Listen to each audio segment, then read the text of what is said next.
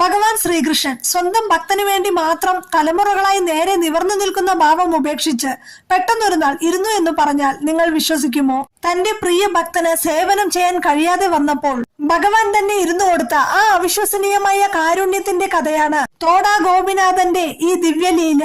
ഭക്തന്റെ സ്നേഹവും സമർപ്പണവും മാത്രം അളക്കുന്ന ഒരിടമുണ്ട്. ഒഡീഷയിലെ പുരിയിലുള്ള തോടാ ഗോപിനാഥ ക്ഷേത്രം. വർഷങ്ങൾക്ക് മുമ്പ് ആ ശ്രീകോവിലിനുള്ളിൽ ഗോപിനാഥ സ്വാമി ജീവന് തുല്യം സ്നേഹിച്ച ശ്രീ ഗജാധര പണ്ഡിതൻ എന്നൊരു മഹാഭക്തനുണ്ടായിരുന്നു. യൗവനം മുഴുവൻ ഭഗവാന്റെ പാദങ്ങളിൽ സമർപ്പിച്ച അദ്ദേഹത്തിന് പ്രായമേറിയതോടെ ശരീരം ഒട്ടും വഴങ്ങാതെയായി. വാർദ്ധക്യം കാരണം അദ്ദേഹത്തിന്റെ മുതുക് വല്ലാതെ കുനിഞ്ഞുപോയിരുന്നു. എങ്കിലും ഭഗവാനെ ഒരു നാൾ പോലും പിരിഞ്ഞിരിക്കാൻ അദ്ദേഹത്തിന് കഴിയുമായിരുന്നില്ല. ദിവസവും പുലർച്ചെ എഴുന്നേറ്റ് വിറയ്ക്കുന്ന കൈകളോടെ അദ്ദേഹം ഭഗവാനായി ചന്ദനം അരച്ചെടുത്തു. എന്നാൽ ഭഗവാന്റെ നെറ്റിയിൽ ആ ചന്ദനപ്പൊട്ട് ചാർത്താൻ ശ്രമിക്കുമ്പോൾ കൈകൾ വല്ലാതെ വിറയ്ക്കുമായിരുന്നു.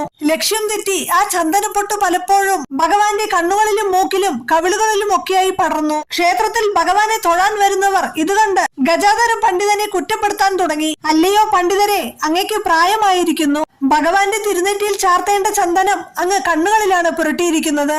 ഇത് ഭഗവാനോട് ചെയ്യുന്ന അപരാധമല്ലേ? ഈ വാക്കുകൾ അദ്ദേഹത്തിന്റെ ഹൃദയത്തെ ആഴത്തിൽ മുറിവേൽപ്പിച്ചു. ഭഗവാനോട് യാതൊരു തെറ്റും ചെയ്യരുത് എന്ന് ആഗ്രഹിച്ച അദ്ദേഹം കരഞ്ഞുകൊണ്ട് ചിന്തിച്ചു, എന്റെ ശരീരം ഇപ്പോൾ ഈ പുണ്യപ്രവൃത്തിക്ക് യോഗ്യമല്ല.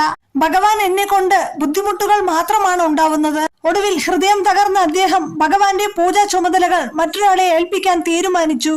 അങ്ങനെ പുതിയൊരു പൂജാരി ചുമതലയേറ്റു. അന്നു രാത്രി ഭഗവാനെ പിരിഞ്ഞ സങ്കടത്തിൽ ഉറങ്ങാൻ കഴിയാതെ കിടന്ന ഗദാധര പണ്ഡിതന്റെ മുൻപിൽ ഒരു അത്ഭുതം സംഭവിച്ചു. ഗോപിനാഥ സ്വാമി അദ്ദേഹത്തിന്റെ മുൻപിൽ പ്രത്യക്ഷപ്പെട്ടു. കാരുണ്യം നിറഞ്ഞ സ്വരത്തിൽ ഭഗവാൻ ചോദിച്ചു, അങ്ങല്ലാതെ മറ്റാരും എന്നെ സ്പർശിക്കുന്നത് എനിക്കിഷ്ടമല്ല. അങ്ങ് എന്തിനാണ് മറ്റൊരാളെ ആ സ്ഥാനത്ത് നിയമിച്ചത്? അങ്ങയുടെ കൈകളാൽ അരച്ച ചന്ദനം ഏൽക്കാനാണ് ഞാൻ കാത്തിരിക്കുന്നത്. കണ്ണീരോടെ അദ്ദേഹം ഭഗവാനോട് പറഞ്ഞു, എന്റെ പ്രഭോ, അങ്ങയോടുള്ള ഭക്തിക്ക് എന്റെ മനസ്സിൽ ഒരു കുറവും വന്നിട്ടില്ല. പക്ഷെ എന്റെ ശരീരം തളർന്നു പോയിരിക്കുന്നു. കൂനിപ്പോയ ഈ ശരീരം വെച്ച് എനിക്ക് എങ്ങനെ അങ്ങയുടെ നെറ്റിയിലേക്ക് കൈകൾ എത്തിക്കാൻ കഴിയും? എന്നാൽ ഭഗവാൻ പുഞ്ചിരിയോടെ മറുപടി നൽകി, അതൊന്നും എനിക്ക് അറിയേണ്ടതില്ല. എനിക്ക് അങ്ങയുടെ സേവനം മാത്രം മതി. പിറ്റേന്ന് രാവിലെ അദ്ദേഹം വീണ്ടും ക്ഷേത്രത്തിലെത്തി.